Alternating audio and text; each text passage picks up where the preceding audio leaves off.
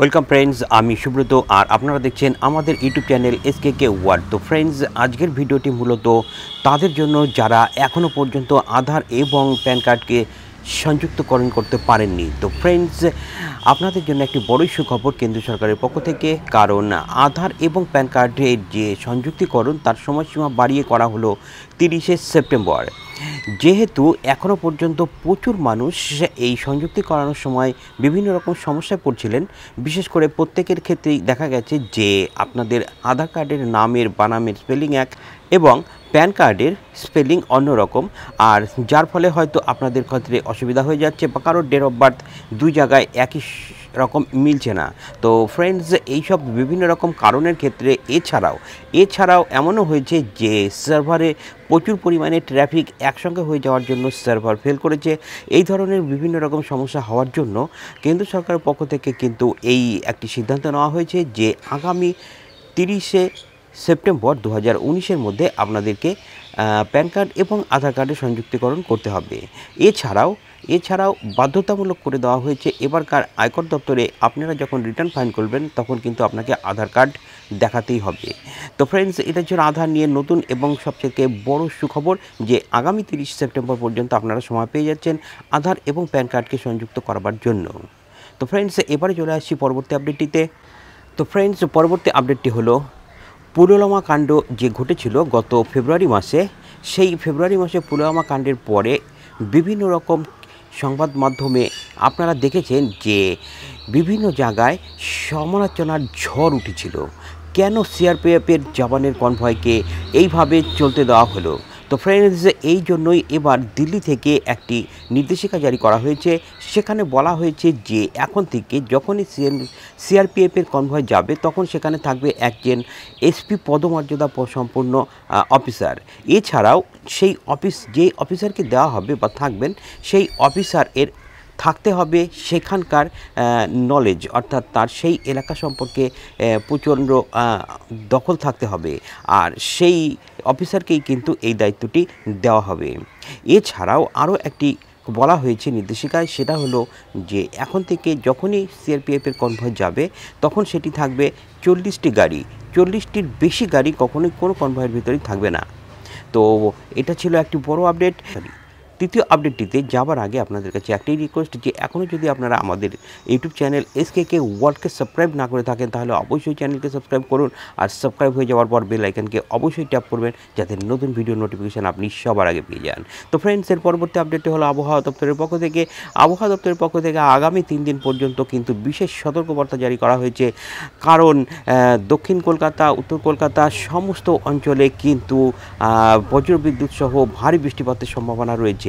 তো ফ্রেন্ডস, যারা এইসব অঞ্চলে থাকেন তারা কিন্তু সাবধানে থাকবেন, কারণ যে কোনো সময় কিন্তু বিশাল কালবৈশাখী ঝড় হওয়ার সম্ভাবনা রয়েছে। এই খবরটি কিন্তু এসেছে আবহাওয়া দপ্তরের পক্ষ থেকে। তো ফ্রেন্ডস, এরপরে চলে যাচ্ছি এর পরবর্তী আপডেটটিতে। প্রচণ্ড ঝড় বৃষ্টিতে বিপর্যস্ত হয়ে পড়ল নেপাল। সেখানে কিন্তু প্রাণ হারিয়েছে 72 জন মানুষের।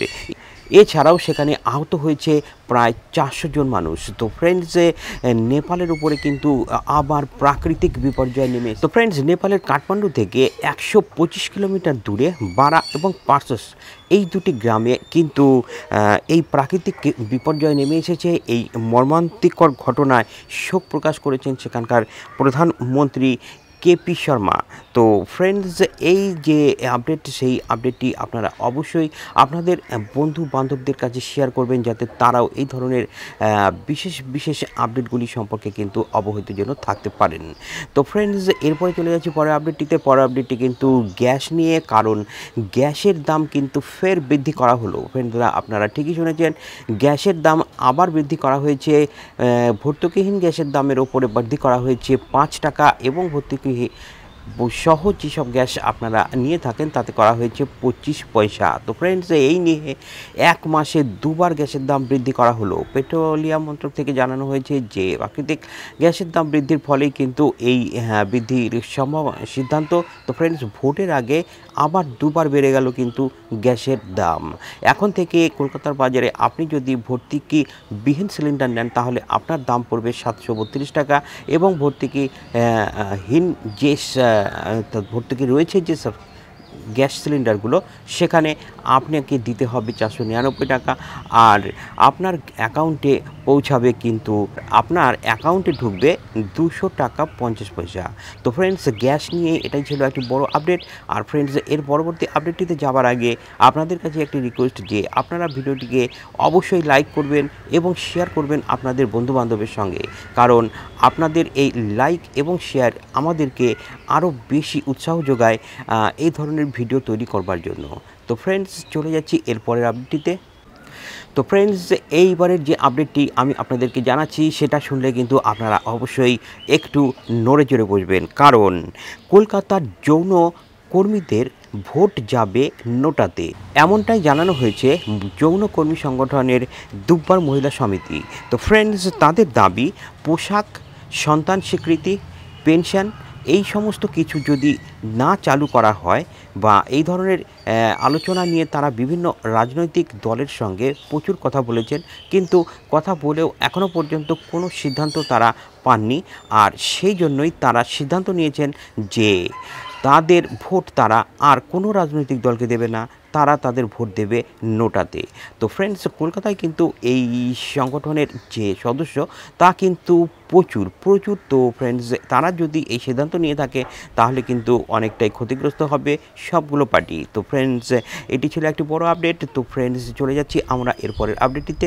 আর পরের আপডেটটিতে যাওয়ার আগে আপনাদের কাছে আবার একটি রিকোয়েস্ট যে আপনারা যদি আমাদের চ্যানেলে নতুন হয়ে থাকেন তাহলে অবশ্যই চ্যানেলকে সাবস্ক্রাইব করে নিন, কারণ এই ধরনের লেটেস্ট আপডেট পাওয়ার জন্য আপনাদেরকে আমাদের চ্যানেলের সঙ্গে থাকতেই হবে। তো ফ্রেন্ডস, চলুন চলে যাচ্ছি আমাদের পরের আপডেটটিতে। তো ফ্রেন্ডস, এবারের সর্বশেষ যে আপডেটটি সেটি হলো এখন থেকে আপনি মিস কল করলেই কিন্তু জানতে পারবেন আপনার পিএফ অ্যাকাউন্টের ব্যালেন্স কত জমা হয়েছে। তো ফ্রেন্ডস, এর জন্য আপনাদেরকে যা করতে হবে, আপনাদেরকে একটি টোল ফ্রি নাম্বারে কল করতে হবে, আর তাহলেই কিন্তু আপনার কাছে আপনার পিএফ অ্যাকাউন্টের ব্যালেন্সটি চলে আসবে। তো ফ্রেন্ডস, স্ক্রিনে দেখতে পাচ্ছেন যে নাম্বারটি, এই নাম্বারটিতে আপনারা যদি ফোন করেন তাহলেই কিন্তু আপনাদের যদি সেই অ্যাকাউন্ট নাম্বারের সঙ্গে আপনাদের মোবাইল নাম্বারটি লিঙ্ক করা থাকে তাহলে কিন্তু আপনি যখনই ফোন করবেন সঙ্গে সঙ্গে আপনার অ্যাকাউন্টের ব্যালেন্স কিন্তু শো। তো ফ্রেন্ডস, ইপিএফে নিজস্ব যে ওয়েবসাইট রয়েছে সেখানে গিয়ে আপনার অ্যাকাউন্টের সমস্ত তথ্য দিয়ে আপনার মোবাইলটিকে রেজিস্টার করাতে হবে, আর তারপরেই কিন্তু আপনি যখনই আপনার সেই মোবাইল নাম্বারটি থেকে ফোন করবেন সঙ্গে সঙ্গে কিন্তু আপনি জানতে পারবেন আপনার পিএফে ব্যালেন্স কত। তো ফ্রেন্ডস, সেই মোবাইল নাম্বারটি হলো 9112-290-1406।